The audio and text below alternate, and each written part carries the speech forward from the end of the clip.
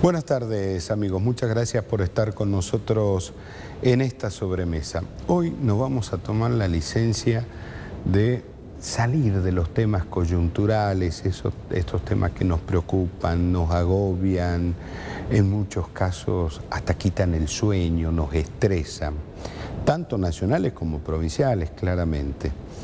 Y vamos a hablar de estas cosas profundas, ¿no? Estas cosas de fondo que tiene Jujuy, que son tan extraordinarias y, a mi entender, deben tener un mejor tratamiento y una mayor difusión. La semana que viene, Jujuy conmemora su fecha insigne, que es el 23, que es la fecha del éxodo jujeño. Y siempre tuve la sensación que al éxodo jujeño no se le termina de dar la magnitud que tuvo esa gesta belgraniana. ¿Por qué?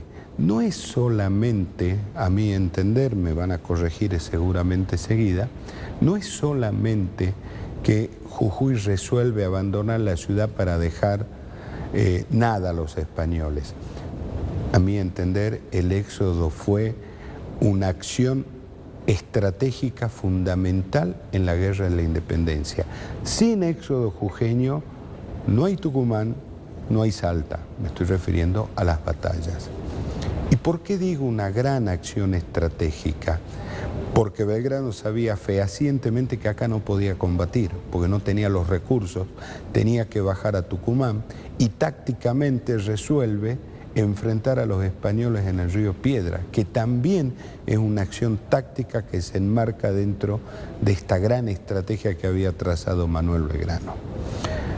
De esto vamos a charlar hoy y también de lo que va a acontecer el sábado acá en Yala, muy cerquita, donde van a hablar del aporte que tuvo el gaucho jujeño, no solamente en el éxodo, sino lo que fue en la guerra de la independencia. Hoy nos va a acompañar la profesora Irene Ballatore, que vamos a charlar de todas estas cosas. 30 segundos y estamos con ella.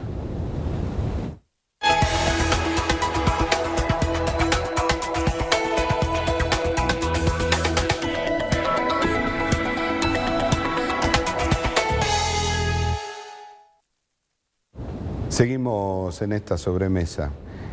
Quien domina la estrategia tiene la batalla ganada, decía Napoleón. Gracias, Irene, por venir. ¿Cómo estás, Andrés? Buenas tardes. Un saludo a toda la audiencia del programa. Me acordé de eso, ¿no? Sí. Que para mí el éxodo no es listo, nos vamos porque ya vienen los españoles, le dejamos tierra arrasada. No, formó parte de una estrategia de guerra. Sí, sí, tal cual, una estrategia militar. Y recordemos que el propio Manuel Belgrano, en su campaña al Paraguay, antes de 1812, los pueblos paraguayos le hicieron también éxodos.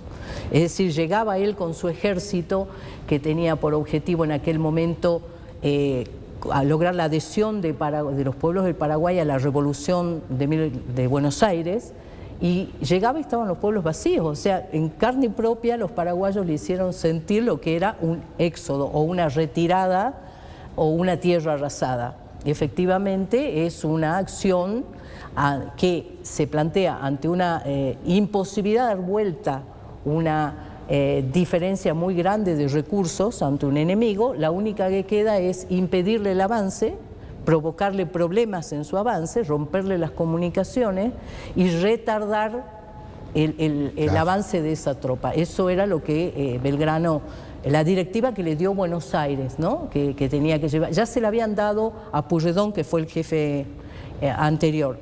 Y de eso se trataba, es decir, no puedo enfrentar a este ejército, pero sí puedo complicarle su avance. Recordemos que este ejército realista venía con la intención de sofocar la revolución en Buenos Aires, claro, nada más ni nada menos. Ahí, ¿no?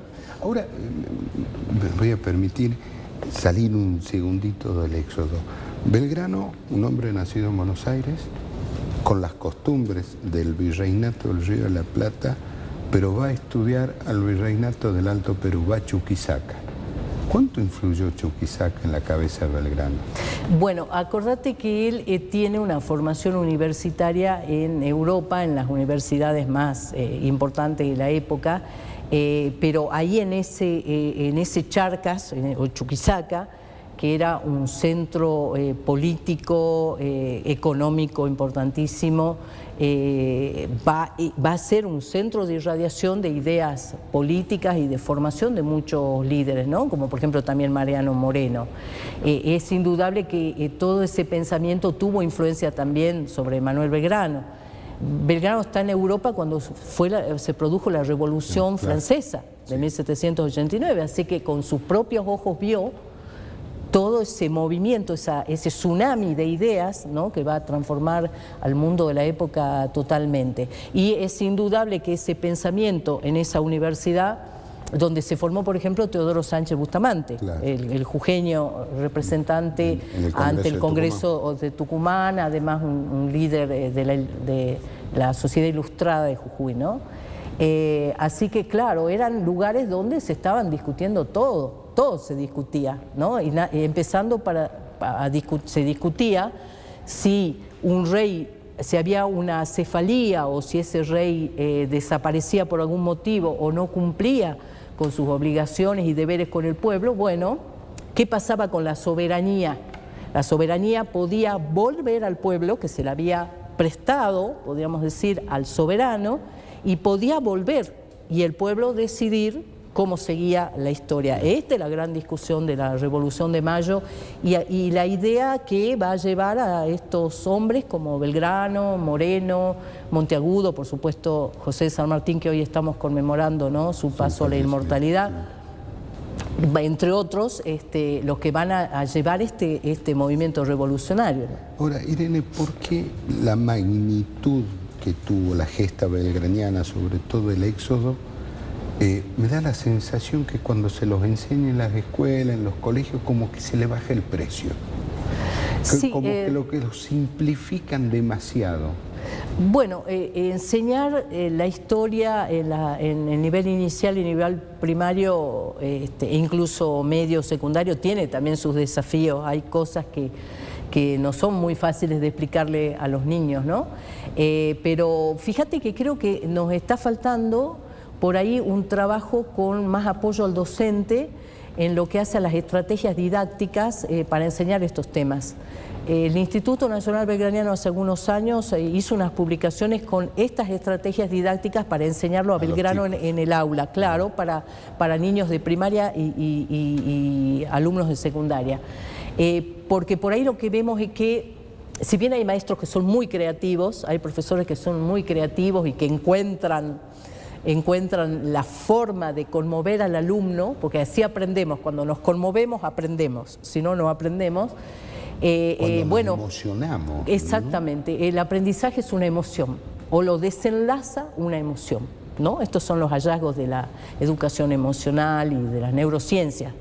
Eso es lo que produce el conocimiento. Si no logramos emocionar a nuestros alumnos, difícilmente van a aprender. Me parece que hay que por ahí trabajar un poco más eso, ¿no? Vos sabés que me tocó en una capacitación docente que la consigna era crear una pieza teatral simple donde reflejáramos esos momentos, ¿no?, previos o durante la gran retirada de 1812. No te puedo decir la maravilla de los trabajos que hicieron los maestros, pero hubo uno en especial que me emocionó mucho porque los docentes representaron las horas previas donde se juntan a rezar y piden y hacen una serie de peticiones en sus oraciones a Dios, y entre esas cosas le piden, por ejemplo, a Belgrano que tenga la lucidez necesaria, la fortaleza necesaria para conducir a ese pueblo en una situación tremendamente trágica y dramática como la que era la situación en agosto de 1812. Pero ¿no? tenían que irse por convicciones. Acá había una convicción muy fuerte, más allá de que estaba el bando y todo lo demás, pero sin convicción esto no se mueve. Claro, hay una tendencia a pensar en algunos espacios historiográficos que el pueblo no tiene acción política, como que depende de alguien que le diga, mira, vamos a hacer una revolución, mira, vamos a hacer tal cosa, nos vamos a oponer o vamos a apoyar. Y yo creo que esa idea merece ser cuestionada. Lo digo porque nadie más que el pueblo, las personas comunes, saben dónde les aprieta el zapato. Entonces, yo tengo muchos ejemplos que podría mencionar en el presente, como gente que quizás no ha tenido la universidad, no ha tenido quizás una formación o no ha sido ilustrado, no ha tenido la oportunidad de una educación quizás más completa, pero eso no le quita la capacidad de saber qué es lo menos peor o qué es lo mejor. Claro. ¿No? Entonces, hay algunos piensan que la mayoría de la gente de aquellos jujeños de 1812 se movilizaron por miedo. La mayoría, yo he leído trabajos y he escuchado entrevistas donde dicen, bueno, la gente ante todo perdido optó por buscar la protección del ejército de Belgrano. Y algunos, como te digo, le niegan el carácter de actores históricos con decisión política. No estoy de acuerdo con eso. Yo tampoco, porque son personas que tenían que abandonar su, entre comillas, zona de confort. No es fácil dejar una casa y empezar a caminar hasta Tucumán. Hacia la nada, porque acordate que la orden que recibe Belgrano, primero, no llevar el pueblo, retire, salve el ejército. Entonces ahí hay correspondencia de Belgrano de la época donde le dice a las autoridades de Buenos Aires, ¿cómo voy a abandonar? Las entusiasmé esta gente en la causa de la independencia, de la libertad, y ahora que la situación se vuelve crítica, con grave riesgo de la vida, ¿no? y de estas personas, los dejo abandonados. Entonces él plantea con toda claridad, no podemos abandonar a los pueblos, no solamente a los jujeños, a los salteños, a los tucumanos, claro, a todos estos pueblos que iban a ser objeto de represalias sangrientas por parte de los realistas. Eso creo, por supuesto que no, Buenos Aires me parece que no lo entendía porque no estaba acá, y la sensibilidad de Belgrano, y por eso creo que está en la historia como está. Eso que Buenos Aires no lo entendía, yo siempre... No es la primera vez que no entienda algo que pasa en el interior, ¿no? El virreinato del Río de la Plata tenía aduana, el Alto Perú tenía Chuquisaca, listo, no claro. Algo más. Sí, sí. El que quiera entender, que entienda. Así es, no podemos negar la importancia que tienen esos factores, ¿no? En la toma de decisiones, pero además es como un karma, ¿no? De Argentina, de nuestro país, porque en cualquier otros periodos de la historia volvemos a ver que hay como una falta de visión por parte del gobierno central o de las estructuras de poder, del centralismo, que no siempre son capaces de captar los sentimientos y las inquietudes y preocupaciones de las periferias. Yeah. Hay muchos ejemplos de eso, ¿no? Sin ir más lejos, todo lo que Jujuy peleó por el paso de Jama implicó... Esa fue otra gesta, ¿no? Así es, hacerle entender a Buenos Aires que el Atlántico no podía ser la única vía de expansión económica, que había un gran mercado, un gran nicho en el Pacífico que Argentina tenía que aprovechar a través de este camino. Bueno, no fue fácil convencer. A Salta tampoco le ha sido fácil convencer a Buenos Aires de Sico. Bueno, pero Sico sigue siendo un proyecto, no tiene ni por asomo la magnitud que tiene Jama, ¿no? Hasta el día de hoy. Sí, sí, pero tengo entendido que se está avanzando con la gestión, falta, ¿no? Sí, pero digamos se está avanzando con la pavimentación. El paso es Jama. Lo que pasa es que Jama tiene bondades que le da la Pachamama que le dan muchas ventajas. Irene, estamos en el día de San Martín. San Martín hablaba siempre de los gauchos patriotas. Ah, sí. Y Buenos Aires tachaba a los gauchos y ponía... los paisanos. Los campesinos. Claro, lo que pasa es que la palabra gaucho en aquel momento tenía un sesgo peyorativo. Si alguien era un gaucho no era un ejemplo bueno, digamos, la sociedad. Recién con San Martín y Güemes, por supuesto, que justamente es el paladín de los gauchos, el hombre que lleva a esos sectores populares, digamos, a un rol fundamental en la defensa del territorio en el marco del proceso de la independencia, pero que además le abre la puerta de la política a esos sectores populares, ¿no? Que hasta la guerra de la independencia estaban recluidos en las fincas, en las haciendas, trabajando en el campo, eran campesinos. Con la guerra de la independencia pasan a ser guerreros, pasan a ser los salvadores de las sociedades, de los pueblos, porque ellos ponían el cuerpo y la sangre, digamos, para defender los territorios, y de ahí están ya en un paso y ya están inmersos en la participación política. Hay muchísimos ejemplos de mestizos, por ejemplo, o criollos, que no tenían un rol importante ni imaginable en la época de la colonia, pero con la revolución y la guerra de independencia pasan a ser líderes populares, por llamarlos con una terminología actual. Hay muchos casos. En Jujuy, por ejemplo, me gusta siempre poner ejemplos de Manuel Eduardo Arias, que está marcado por la historiografía tradicional, primero que nada como un mestizo, con un dejo así de, ¿no?, peyorativo también, ¿no? Era un mestizo, era un hombre hijo de una indígena.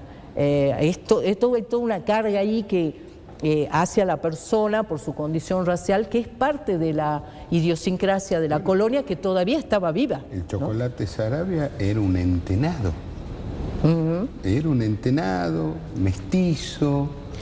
Te doy otro ejemplo que vos lo debes conocer muy bien, el famoso Negro Panana. Sí, señora. Que era un líder afrodescendiente, o de color, o afrodescendiente como diríamos hoy, es decir, un hombre que venía era un hombre de raza negra que descendía o era mulato, un esclavo, un mulato, es decir, una casta, mulata, sí, sí. ¿No? Bueno. No lo digo por mi ley, pero en la época de la colonia, las castas eran justamente esos grupos sociales, sectores totalmente subalternos sometidos al poder, que no tenían más que sufrir, digamos, y que eran el producto de las mezclas de la raza blanca, de la raza indígena y de la raza negra, ¿no?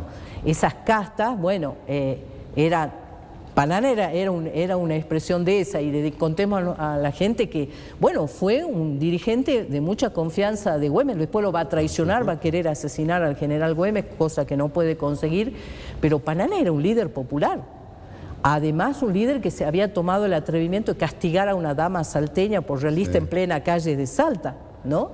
Bueno, Panana jamás hubiera tenido el rol que alcanzó políticamente hablando como dirigente de las masas, podríamos decir. En la época colonial eso era ni en una pesadilla, digamos, ¿no?, de la sociedad. San Martín tenía un regimiento de pardos y morenos. Sí, también existieron. Y sabés que encontré no hace mucho una correspondencia, justamente vos me hablabas de que se ha reeditado Güemes documentado, sí, esta obra tan importante para conocer la historia de Jujuy y Salta y por supuesto la historia de la Guerra de la Independencia, donde aparece un gaucho que se identifica, se dirige a Güemes y se identifica como de raza negra, un gaucho afrodescendiente. Claro que sí, ¿viste? Porque realmente es complejo el tema de quién era gaucho en esa época, sigue siendo complejo hoy quién es un gaucho, esa definición es compleja. Es un sentimiento. Sí, para algunos un sentimiento, para otros es ponerse una ropa de vez en cuando en algún desfile, para otros es recordar a los abuelos, para otros es honrar la tierra, es una relación particular de amor y respeto por el lugar donde has nacido, es decir, tiene distintas, podemos hacer distintas interpretaciones sobre quién es un gaucho. ¿De esto se va a hablar el sábado? Así es, quiénes eran los gauchos del Éxodo de 1812. Este es el tema de una jornada, una charla que se va a realizar en Yala, en la sala de Vargas, con la entrada libre y gratuita. Estará a cargo del dirigente gaucho Carlos Gauna, que nos va a explicar, va a hablar de la identidad del gaucho jujeño, y además cómo eran y quiénes eran esos gauchos que estuvieron en 1812 siendo protagonistas, ¿no?, de este proceso de independencia. Y además se va a presentar una muestra de Ezequiel Fernando, que es un plástico jujeño, que viene ya desde hace varios años incursionando en un campo del arte que nos parece que tiene mucho más para dar todavía, que es cómo representamos a través del dibujo y la pintura ese pasado. Cuando vos tenés que armar una clase, te cuesta como docente conseguir ilustraciones, sí, ni que hablar de los videos, ¿no?, que son una herramienta didáctica extraordinaria, porque no hay muchas ilustraciones que aborden estos temas. Hay algunas muy antiguas que las seguimos repitiendo, hay algunos trabajos hermosos que han hecho plásticos de Jujuy en el 2012 en particular, pero nos están faltando más ilustraciones, más obras de arte que aborden ese recuerdo. Bueno, y Fernando se va a exponer... Se está dedicando a esto. Él se dedica a esto, ha hecho una concepción de los jujeños con Belgrano y el Éxodo que es maravillosa, unos rostros, o sea, él se vuelca mucho, busca, explora el sentimiento de las personas. Entonces, el éxodo que hace, que los invito a todos que vayan a verlo, porque una cosa es lo que yo pueda decir y otra lo que pueden ver, él se enfoca en el sufrimiento de las personas, en el sufrimiento de cada uno de esos jujeños que tuvo que pasar por ese pie de la historia de Jujuy. Perdón, ¿ahí es donde vivió la madre de Güemes? Exactamente, esa sala perteneció en algún momento a los Goyechea, Claro. o sea, a los abuelos del general Güemes.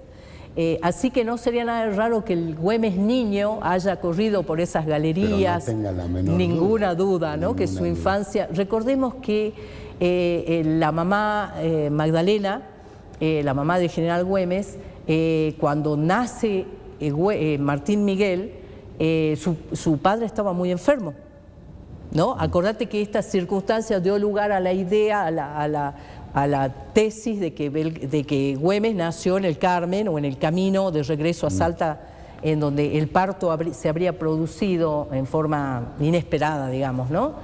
Bueno, era porque el abuelo Goyechea estaba muy enfermo y la familia Goyechea eran los dueños de esa sala. Entre otros, ¿no? Tuvo muchos dueños.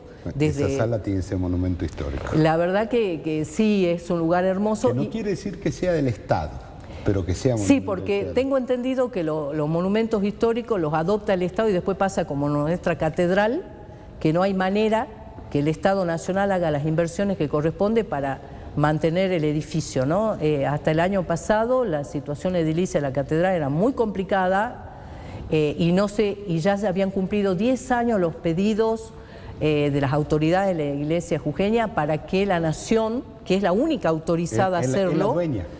Sí, así es, realice el plan de mantenimiento y arreglos en el edificio. Por eso está lindo que esos reconocimientos nos llenan de orgullo, pero siempre y cuando el Estado Nacional, como corresponde, cuide el patrimonio histórico de todos los argentinos. Claro. Irene, muchísimas gracias. No, ha sido un placer, gracias por el espacio. Muchas gracias. A ustedes, muchísimas gracias por habernos acompañado. Hemos aprendido muchísimo y esto también suma y mucho, porque estas son las cosas que hacen a la identidad de un pueblo. Dios mediante, nos vamos a juntar mañana para hacer otra sobremesa y ahora, por favor, quédese que ya viene Palpala Hoy.